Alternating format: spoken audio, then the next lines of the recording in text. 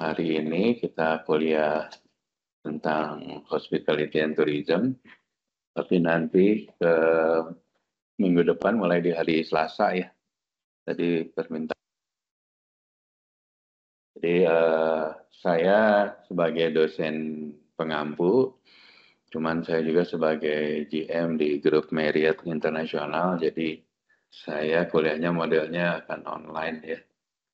Nah, kuliah pertama ini kita akan membahas tentang apa sih yang namanya tourism dan hospitality ya. Kadang tourism dan hospitality satu bahasa yang di Indonesia ini hampir sama, tapi sebenarnya kita akan membahas banyak sektor industri di dalam hospitality dan tourism sendiri. Salah satunya hotel ya. Mungkin nanti kita akan lebih fokus di hotelnya. Kita akan melihat memang kondisi sekarang industri hospitality terutama di Indonesia, di dunia dimulai dengan Donald Trump melakukan penghematan ya. Jadi beberapa grup kayak dulu tuh di Indonesia banyak bantuan dari USAID. Sekarang USAID juga sudah mulai di stop oleh pemerintahannya Trump. Ditambah pemerintahnya Prabowo sekarang juga melakukan efisiensi terutama di berbagai sektor di government. Jadi impact-nya di industri hotel terutama di Indonesia, beberapa kota sekarang okupansinya drop karena penghematan ini ya. Dan tidak adanya investasi asing yang masuk ke Indonesia juga menyebabkan bisnis bergerak ya.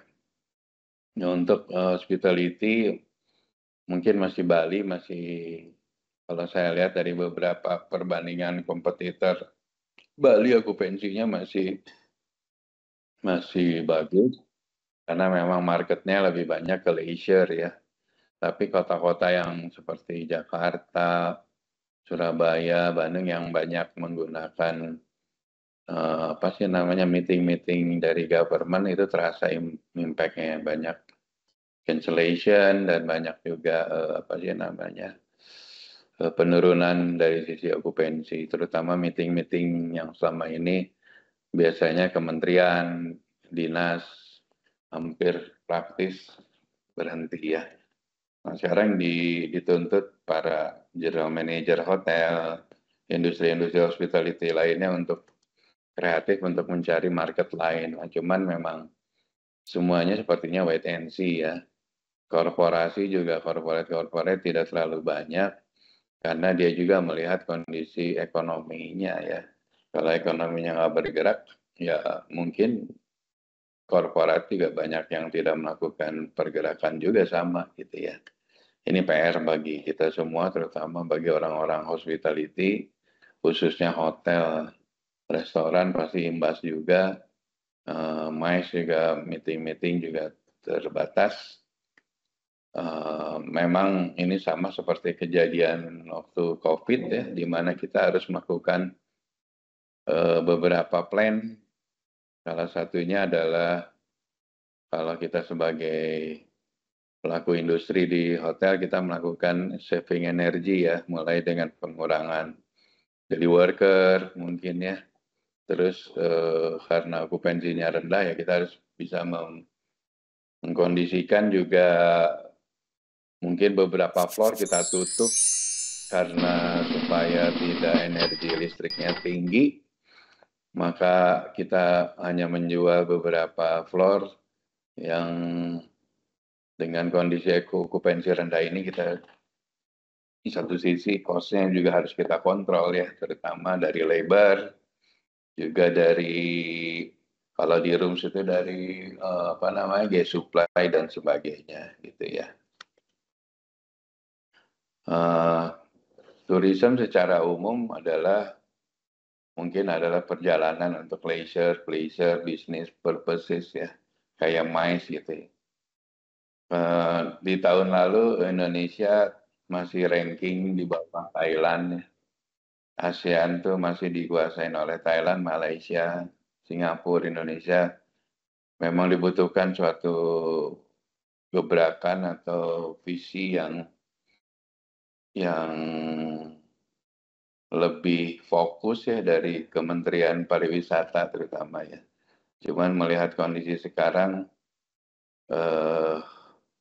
agak pesimis ya melihatnya, kayaknya saya melihatnya program-program yang dilakukan Kementerian Pariwisata saat ini hanya bersifat menjaga yang sudah ada tapi tidak membuat market terobosan pasar baru ya, terutama di market-market seperti Middle East, Australian dan sebagainya ya.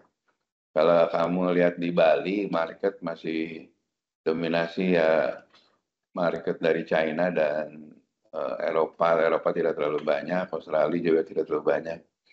Nah ini juga menjadi PR bagi pemerintah Indonesia untuk bisa membuat suatu gebrakan yang menarik sehingga untuk bisa menarik wisatawan luar masuk ke negara kita gitu ya.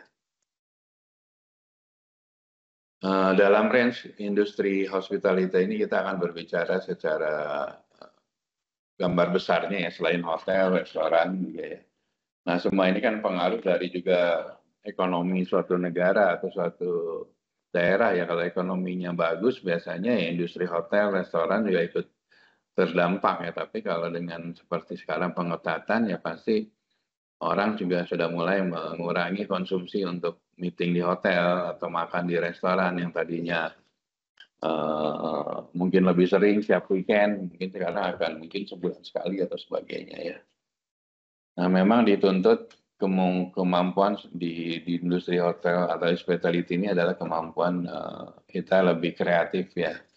Cuman kalau dalam pasar yang lesu juga kita agak susah ya, untuk kreatifnya ada batasannya, ada boundariesnya, yaitu adalah kemampuan daya beli dari masyarakat juga gitu ya.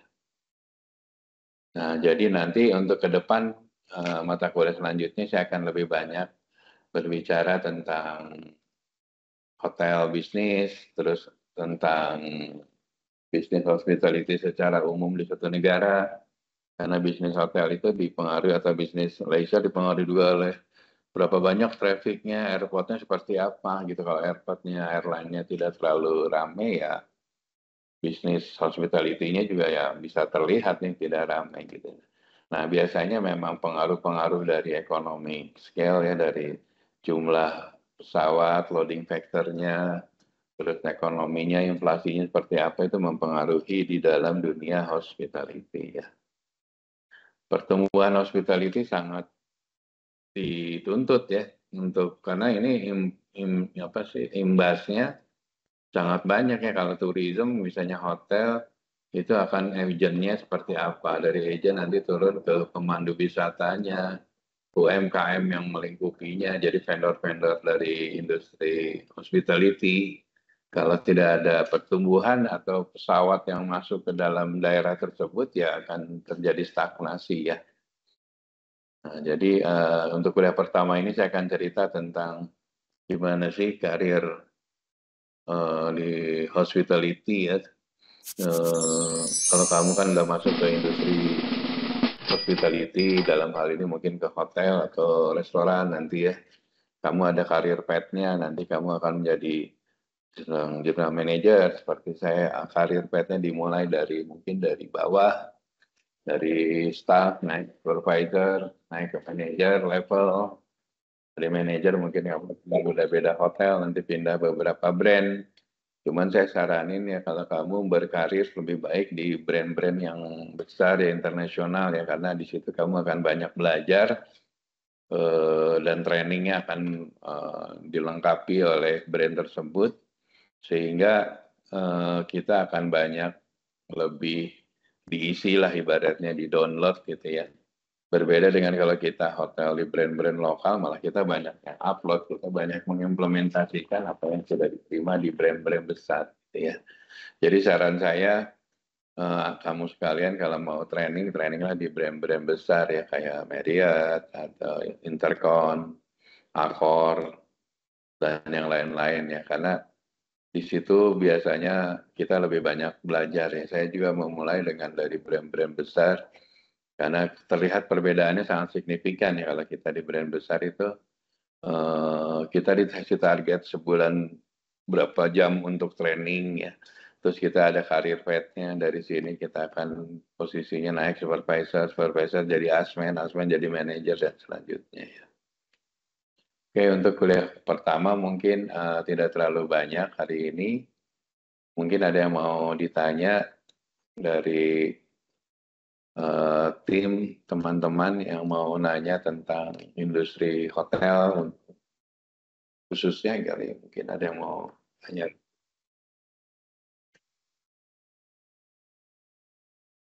Ada yang mau ditanya dari Trisakti, Jakarta?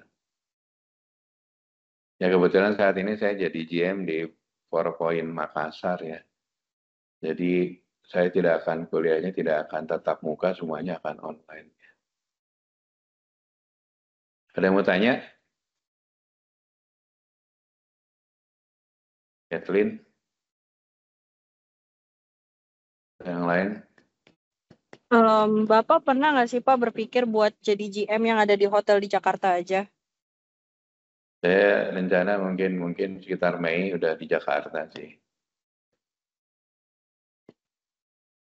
Saya planningnya Mei di Jakarta, tapi sekarang masih di daerah di Makassar. Gitu ya. Yang lain ada yang mau nanya untuk tentang konteks mata kuliahnya? Ini orangnya berarti Bapak, kalau misalkan nanti dari Jakarta, kita bakal tetap online atau bakal offline, Pak? Ya tetap mungkin online, tapi ada Oh, tetap offline-nya. online. Offline-nya, tapi karena saya juga sibuk sebagai, rencana saya jadi corporate director, nanti saya akan lebih banyak traveling malah gitu. Jadi mungkin ada sekali dalam satu semester kita tatap muka, supaya saya lebih dapat juga memberikan apa sih insight-insight di industri hotel terutama ya. Terima kasih, Pak. Oh. Yang lain? Ada tanya yang lain?